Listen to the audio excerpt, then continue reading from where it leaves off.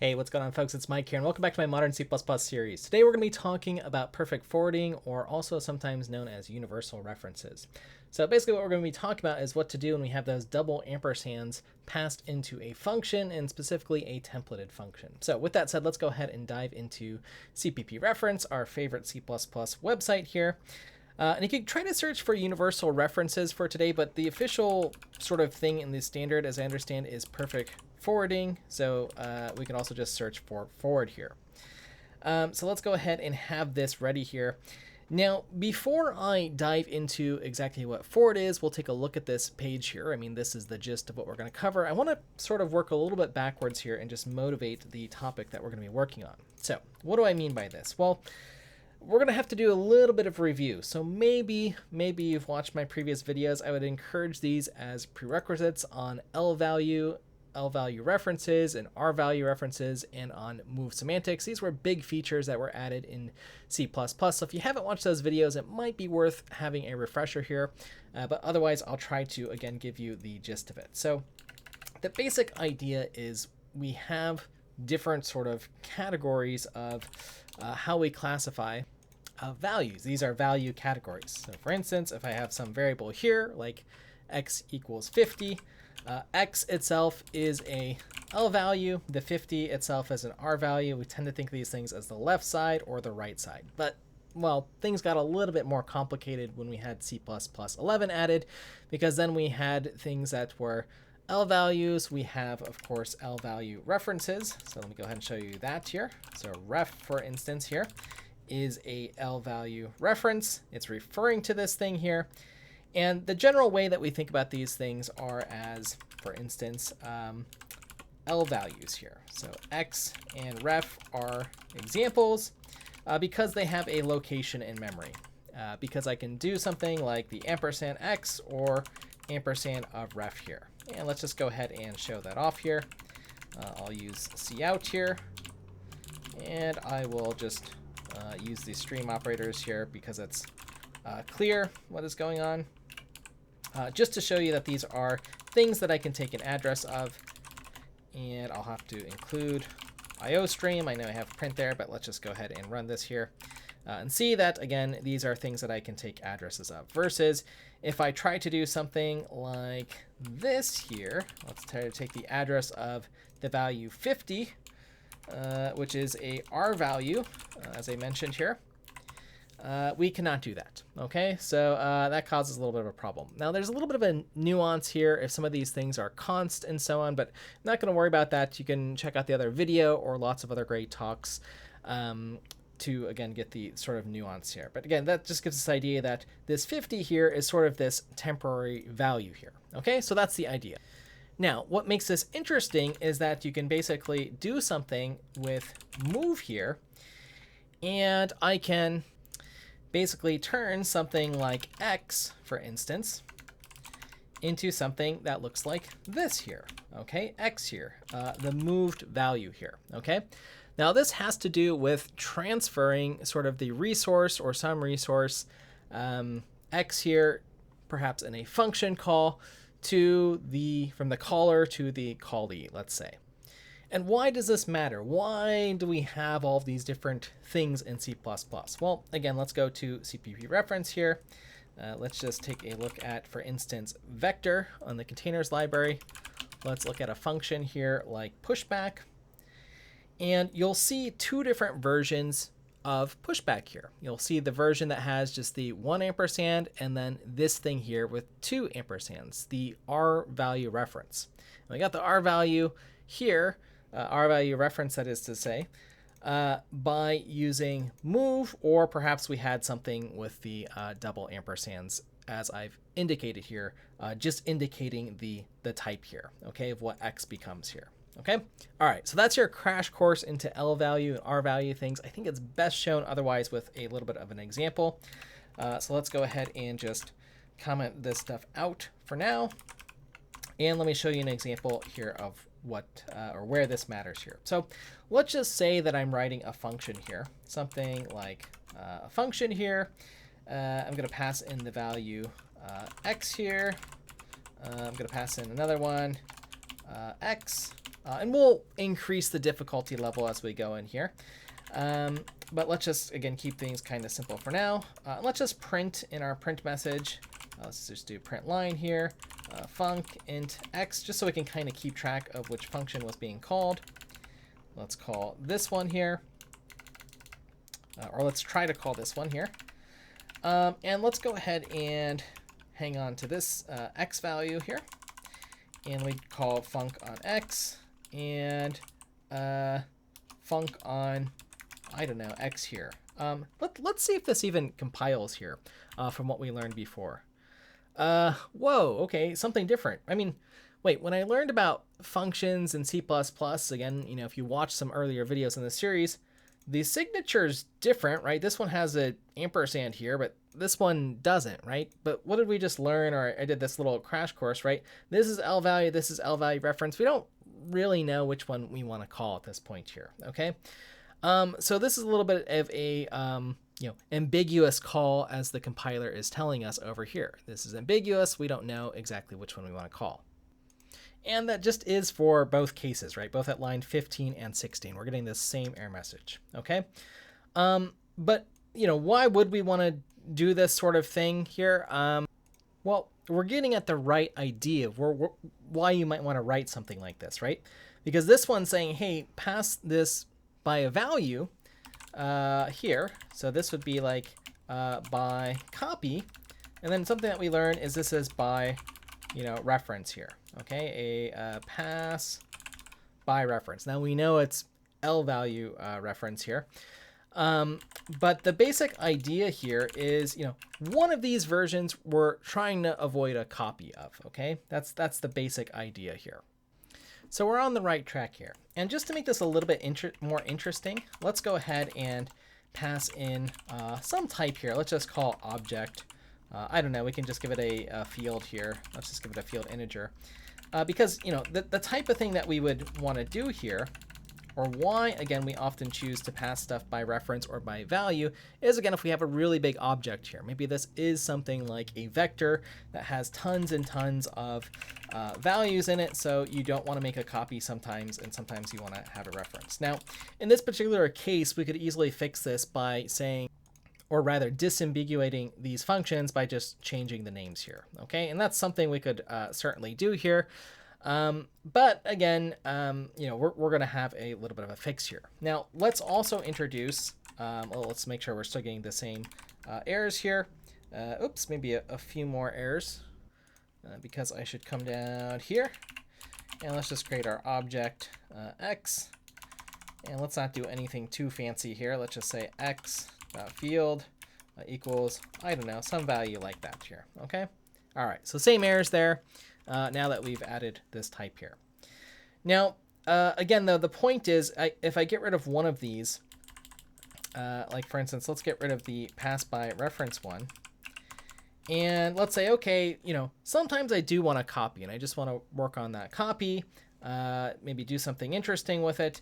But then sometimes I want to use move semantics, okay? Or otherwise, pass by R value reference, okay? Which our syntax for that is, again, void func object, 2 ampersands, and then the x object there, okay? And let's just go ahead and paste this in again, just so we can see it. And let's go ahead and try to compile our code. Make sure it's saved. And of course, this is working, but both the times we're passing in that variable x here, okay? Now, let's go ahead and make this clear that we want to pass this by the R value reference by doing a move here. And I have my object x, okay? Same object here. This one here is going to pass in and make the copy. And this one's going to pass it in using move semantics and potentially transfer the ownership, okay, of this object. Okay, so let's go ahead and compile this. Let's see here. Ooh, error call of overloaded function here. This move here, it says it's ambiguous. Well, why is this one ambiguous? Because I thought this is like pass by copy semantics, and then this one's like using move semantics. Well, and clearly I'm doing this move here, which is going to turn this into, which move effectively does a static cast to make it look something like that. So, I mean, anyways, the point is this is, again, just something the compiler can't disambiguate, right? It can't choose for us, like, did we actually mean to do this by copy, or were we trying to use some move semantic thing here? So if it's not 100% clear what the compiler has to do, then, we have to choose, or again, use that strategy of like renaming our function, for instance. So I'll give you an example that is not ambiguous to the compiler. Like, what if I just pass in some other value here, or rather, let's just leave that as x here. But let's see if we can use this one here, the pass by reference one, and let's get rid of, I don't know, one of these, the pass by copy one here. Okay, so let's see if this works. If it's able to choose, it doesn't matter how many times we duplicate it. Okay, so that worked. And now let's try a little trick here where I want to do the move here.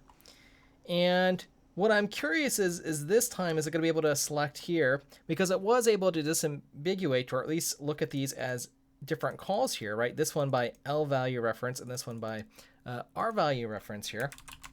Let's see if it was able to figure that out here. And it looks like it was. Okay, so I was able to do func object with the pass by L-value reference, and the func object that's with the double ampersands or the R-value reference here. Okay, so using the move semantics, and again, basically that's all move does, is it casts it to this type here, right? So we can see that x is changing there. Okay, so that's interesting enough in itself, and maybe clears up some confusion. I mean, and then, explicitly, if you want a version that's going to pass by copy, well, again, let's see what happens here. If we add this in here, is it going to work, or are we going to get that ambiguous error? Right, it's going to be ambiguous again, right? Between all these versions, if we meant to be, try to be clever here with the move semantic one, the pass by copy one, again, it's just not going to know here. So you could rename this function to something else, call it func copy or something, just to be totally clear if you're never sure how to use this stuff. But again, where we're going with this to sort of make it work is to work on the perfect forwarding. Okay, now the part where this gets kind of interesting, and the motivation for the next section here that I want to show you, where we do the perfect forwarding, is if I start adding like parameters here, like let's do int y, and then this one will be also int y, and so on and so forth, and maybe this one's actually passed, by some R-value reference there with a double ampersand. My point is, things can start getting quite complicated, and then you don't want to have to rewrite these functions if they're effectively doing the same thing, which in this case is just like printing out something, or maybe running some algorithm in this code here. Okay, so what's our solution there for not duplicating code? Well, again, this is one of our tools here. We could use a template here. Okay, so let's just call this the func wrapper here, and this will be a class type name t here, and I'll pass in whatever the type is. Let's just put in x there again, and we'll do our standard print line, and let's just do func wrapper t, something like that. And then the thing that we're actually wrapping is, well, the func here. That's this and this one. And, well, what's my parameter? Okay, that's just going to be x here. The type is t, that is known here. So let's see if this works here. Okay, and what I'm going to do here is comment these out, just so we can see what's going on. And instead, this time we're going to use, well, let's go ahead and let me just organize this just a little bit here for us. So this was our first experiment learning about L-value and R-value. This was our second experiment learning about ambiguity. And we'll just go ahead and hide our experiments for now. And then our third experiment is on perfect forwarding here. Okay, so what does that mean? that means we're going to actually call this func wrapper here. Okay, that's this function at line 24, this templated function now. And let's see what happens here. So let's see the type. We're going to assume C++ is smart enough. I can pass in object here if I want, but it'll pick that up if I just pass in X here. Okay, so again, that's a nice little convenience in modern C++. And that should be it. Let's see if I go ahead and compile and run this. Oops, looks like I made a little error here. Template. There we go. I think that's most of it here. And what else did I miss here? Missing a semicolon at line 26. Okay, there it is. Okay.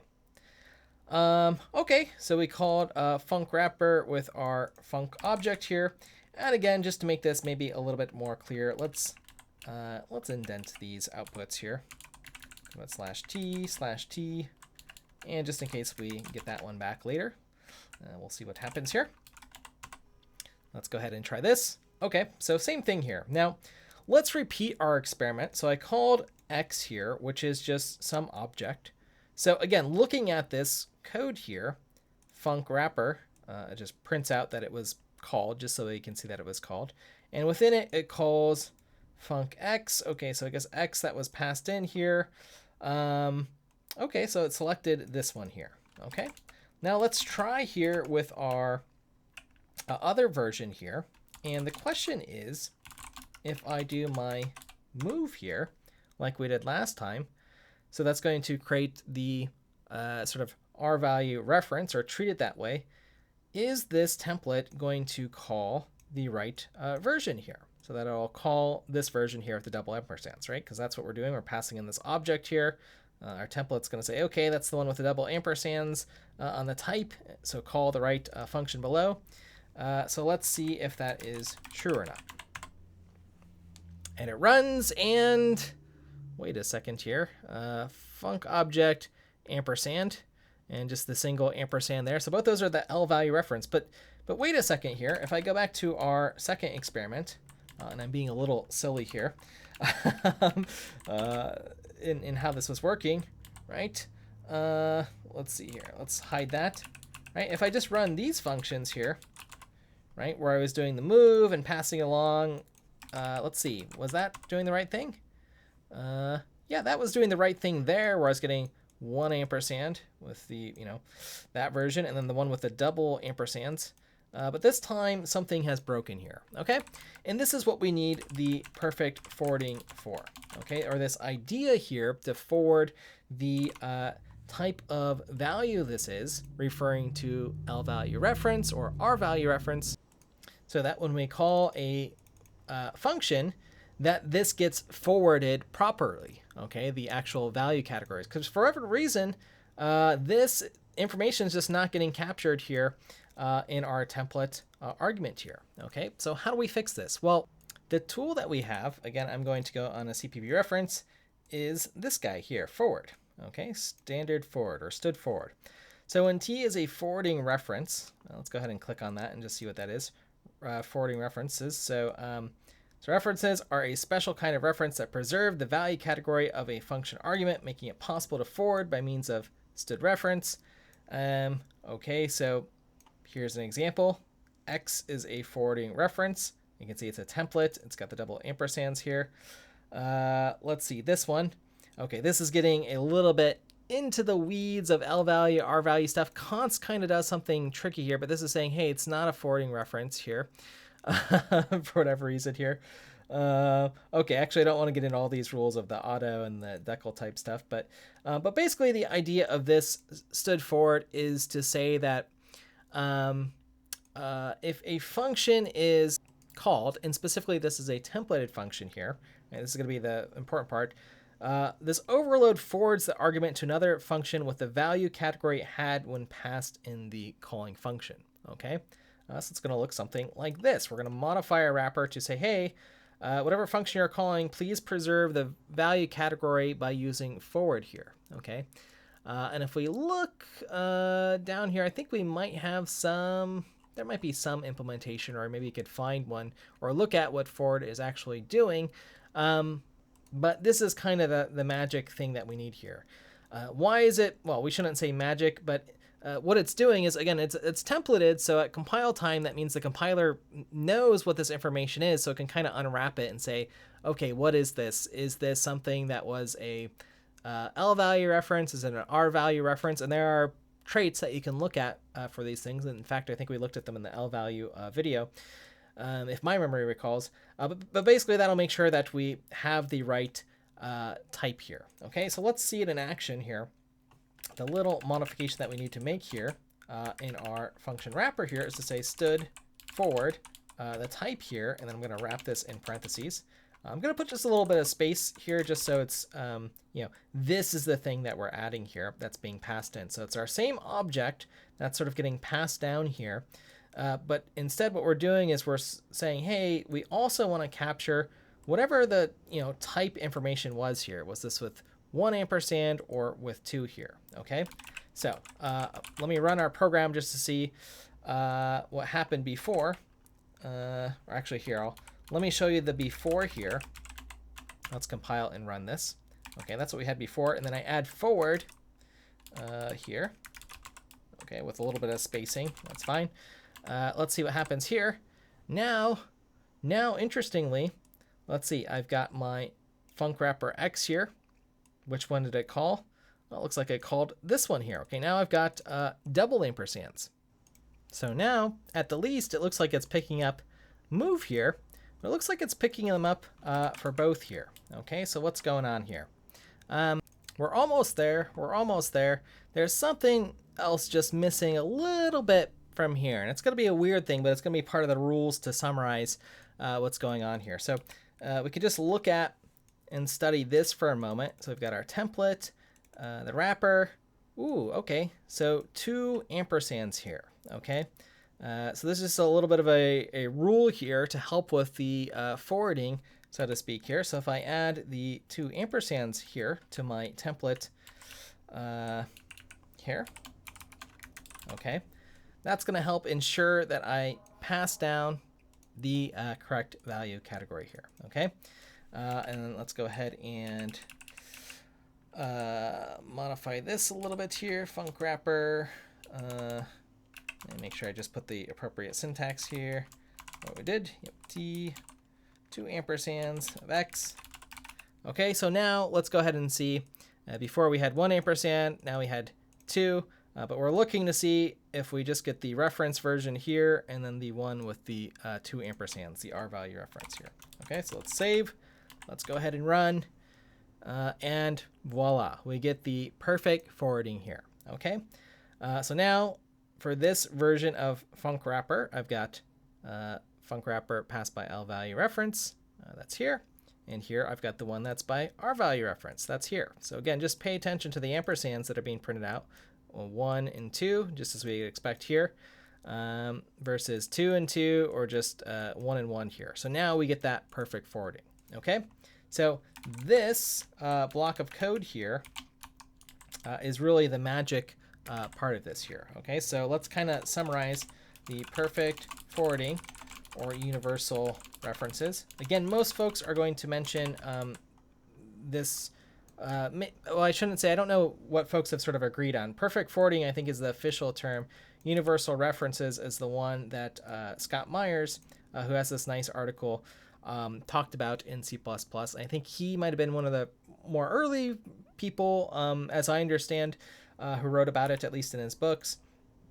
But I think this is what we sort of settled on here. So anyways, how to get this code working? Well, one, it has to be a template, okay, as we saw here, because that's, well, I mean, stood forward itself is a template, so you can kind of remember it that way. But there has to be some way that the compiler can generate, the 2 versions of these wrappers here, right? Which was kind of our goal, or where I was hinting at, where I said, hey, I don't want to write all these different variations of the functions. I just want to call the right one, okay?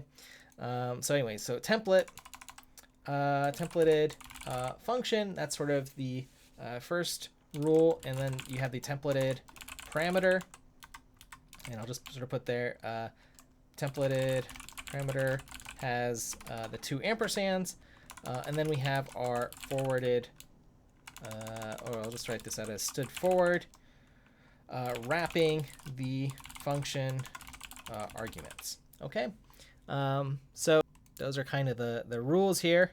Templated function, or I should say templated.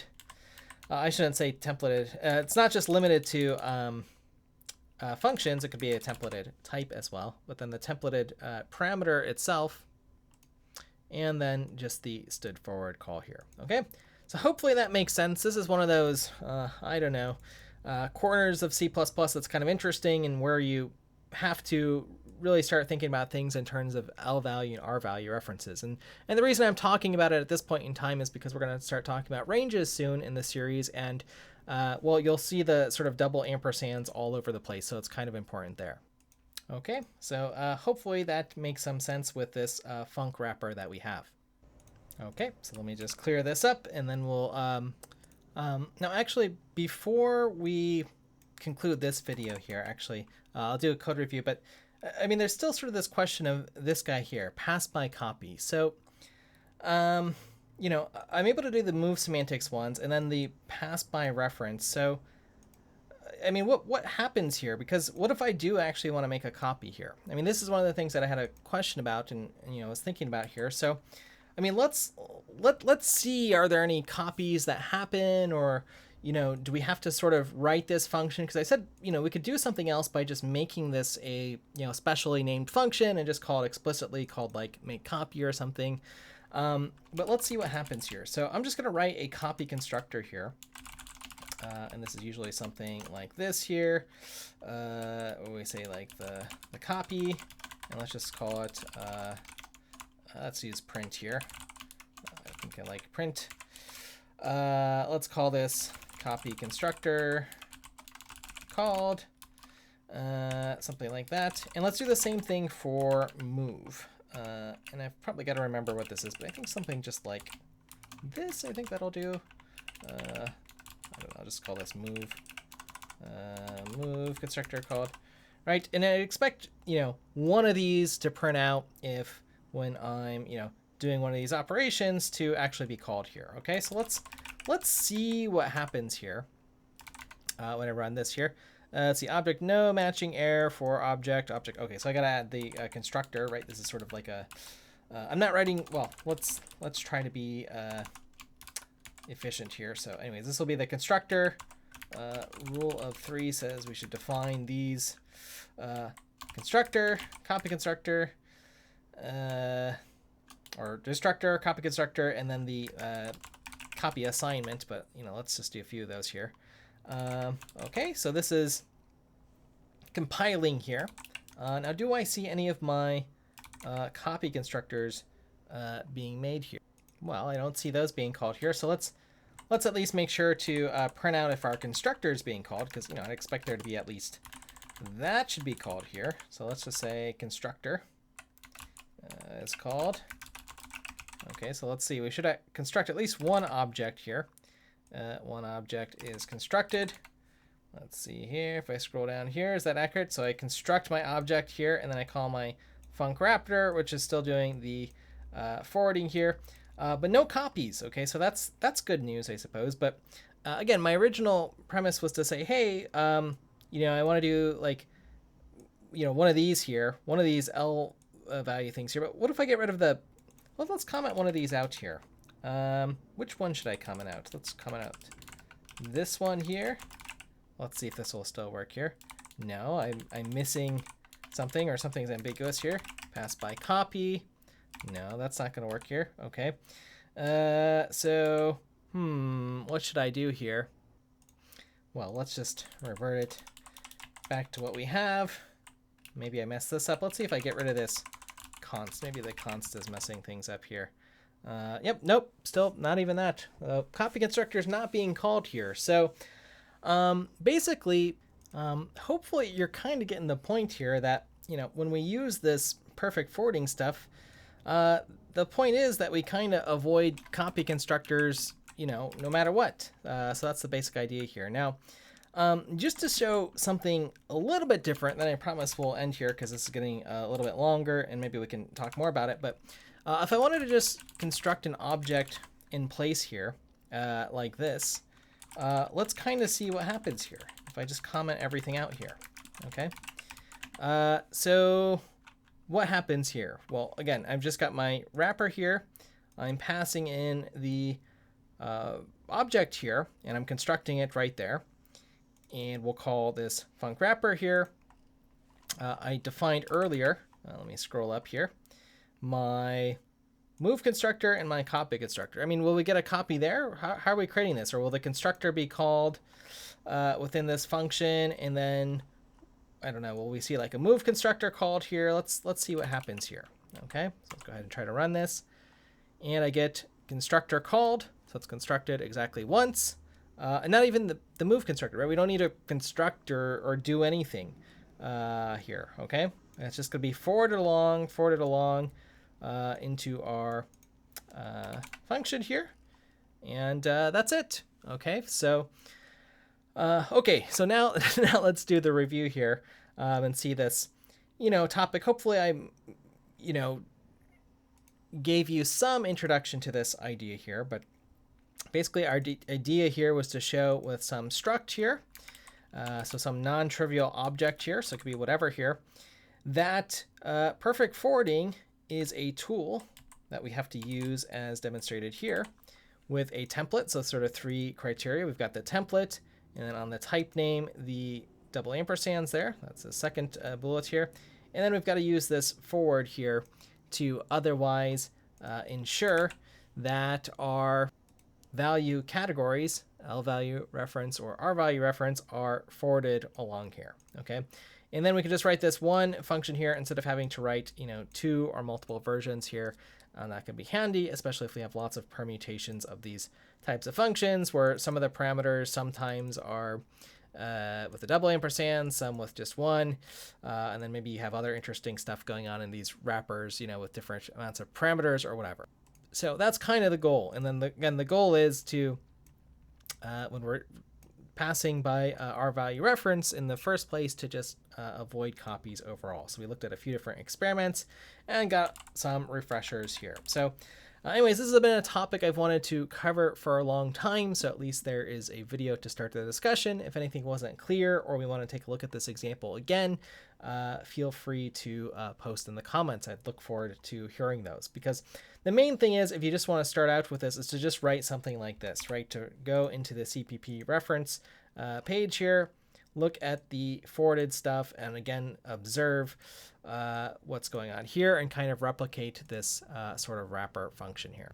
Now, there's a whole nother world here where, again, I was trying to see if we could get our func function that would pass by copy here to be called, but there's a whole nother world of compiler optimizations that says, hey, we can just write functions like this, and there's something called return value optimization, which will avoid making copies as we forward along some object, let's say. So that is another part of the world here, but this kind of gives us control to say, yeah, we actually want to pass by reference, which again, we learn maybe early in our computer science career that this is a way to avoid copies, and then we can use the sort of move semantic version, Rvalue reference, if we want to avoid copies that way. So anyways, at the very least, hopefully if you see some of this code withstood forward, you'll know what's kind of going on, and you'll understand that there is a difference when you see double ampersand with a template versus just a free function that has the double ampersand there. So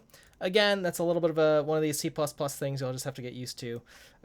With templated double ampersands usually means something a little bit different than the free function with the double ampersand. And that also goes again for member functions and class declarations and stuff that might be templated and so on. So same rules apply. So anyways, folks, with that said, thanks for your time and attention. As always, you can find me on courses.mshot.io, all these lessons here if you prefer to follow along on this site here, so you can track your progress and make sure that you've seen the Lvalue and the move semantic video prior to this one. I think it'll help ease some confusion. But again, if you found this confusing or weren't able to follow along, just try to write a little wrapper, as I mentioned here. Try the little exercise out, and I think it'll make sense more so than if you weren't able to just follow along with this video. So anyways, folks, thanks for your time and attention, and I'll look forward to seeing you in the next one.